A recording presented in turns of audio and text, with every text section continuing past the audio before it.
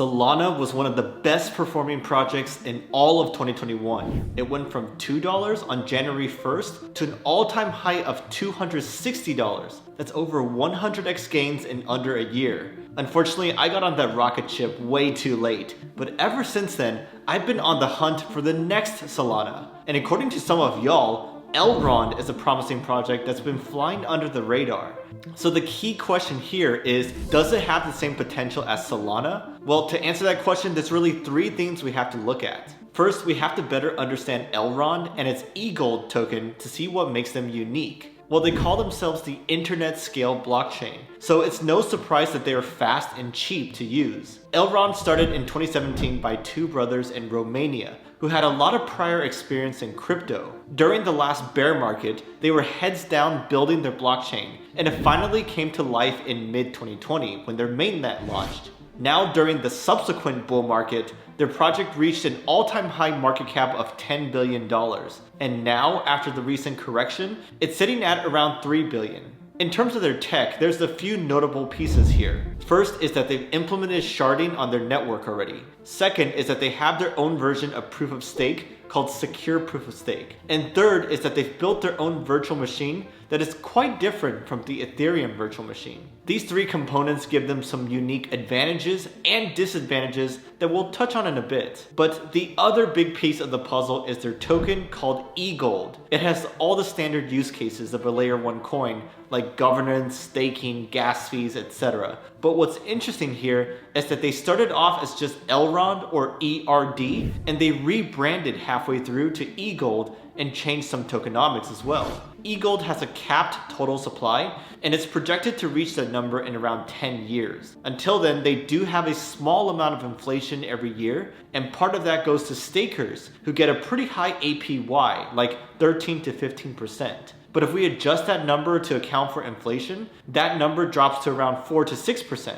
Not as amazing as 13 to 15%, but not bad either. Anyways, this was a high-level overview of their team, their tech, and their token, but it should give us a good enough understanding to now discuss their pros and cons. But here's the thing, even if our analysis turns out to be right about Elrond, none of that matters if we get hacked and lose our hard-earned gains. That's why it's so important to implement proper security protocols and use tools out there that can help us. Like Guardio, a browser extension that keeps us safe from hackers who want to steal our coins. They are our sponsors, by the way, and they've built a top-notch security tool that's backed by some of the largest VCs in the world. But I'll be real here, I wish I knew about them back in 2019, because that's when I got hacked and lost a ton of ether. I honestly was such a noob and clicked on some shady links in my email, and that installed a malicious Chrome extension which stole my passwords. Through that, the hackers were able to get into my accounts and drain my funds. Alas, I took the time to really harden my security after that, but if I had Guardio, then that would have never happened, because they offer a browser protection layer that's like a first line of defense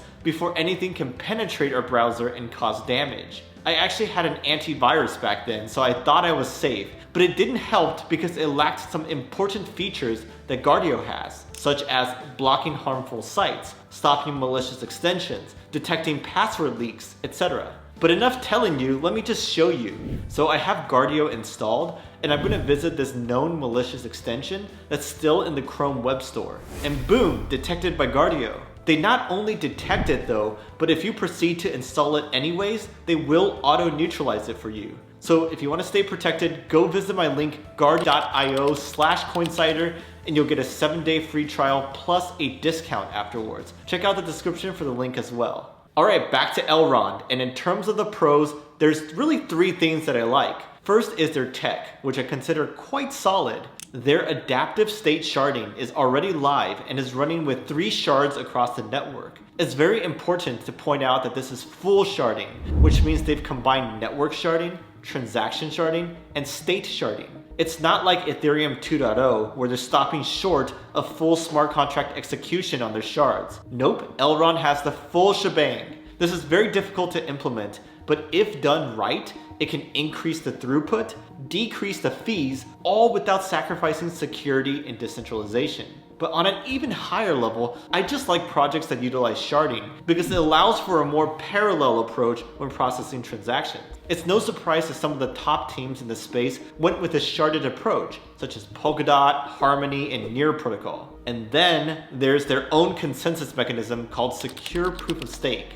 On a high level, they randomly select validators out of a single shard to do their consensus process. This is designed to make the process quick and efficient for validators, while also minimizing the attack vectors possible. For example, they make the selection process really short, like under 100 milliseconds, so a bad actor only has that amount of time to try to manipulate or attack the next block. And so with less time, it's much harder to do. And lastly, Elrond has their own virtual machine. It utilizes WebAssembly or WASM, so you can write smart contracts in a ton of different languages. But the biggest benefit is that it's more efficient and has way faster compute times than other virtual machines. Why does that matter though? Well, because the Ethereum virtual machine is actually a big bottleneck when it comes to executing smart contract code, whereas WASM is the next generation. It was invented for the web, and some sources say that it's 3 to 10x faster than EVM. So this is a huge advantage for Elrond,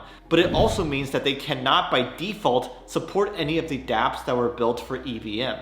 Now, I am a big fan of their tech, but something else that stood out to me was their staking. First of all, they make it super easy to stake. You just download their Meyer wallet, and you can stake straight from there with a click of a button. There's also a low barrier to entry. If you want to delegate, you only need 1 EGLD to do that, and that's around $130 currently. And because it's so easy to stake, we see around 54% of the supply being staked right now, which is quite solid. We want this number to be high because A, more stakers equals a healthier network, and B, it means less selling pressure out there, which can only help the price long term. Now the last thing I like is their tokenomics. Remember how they rebranded from ERD to EGLD? Well, along with that, they did a 1,000 to 1 token swap. So for every 1,000 ERD, you would get 1 EGLD in return. They used to have a 5% annual inflation with no maximum cap, but they changed it to have a maximum cap of just over 31 million EGLD. And it won't ever reach that maximum amount because the protocol automatically reduces the inflation rewards by the amount of transaction fees generated.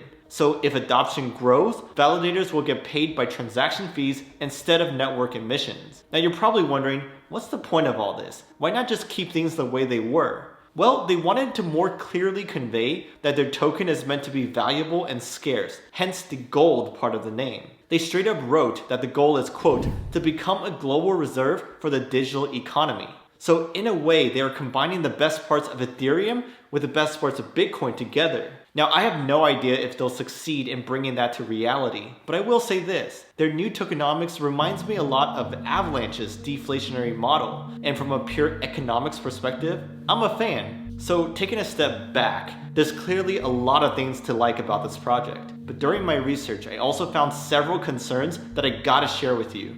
First of which is their lackluster adoption. Like, they're doing a little over 100,000 daily transactions, and they have around 1.3 million total addresses. Meanwhile, Harmony has 1.5 million daily transactions, which is more than 10x of Elrond. And Celo Network has over 7 million total addresses, which is 5x more than Elrond. I picked these projects specifically because I consider them in roughly the same tier as Elrond, so it's a more fair of a comparison. Furthermore, if we zoom into their token distribution, we see that over 80% of addresses have less than 1 EGLD in their balance. To verify this, just go to their Meyer app and go to the My Stickers tab to see the breakdown. What that tells me is that the token distribution is extremely top heavy and most of the supply is held by a few whales. Ideally, we'd have the supply more spread out so that more tokens are held by smaller guppies. But alas, it looks like retail interest is just not there. But then we have to ask, why are their adoption numbers so low? Well, it could be because their ecosystem is a ghost town right now. According to this Built on Elrond page, they have over 70 projects in their ecosystem,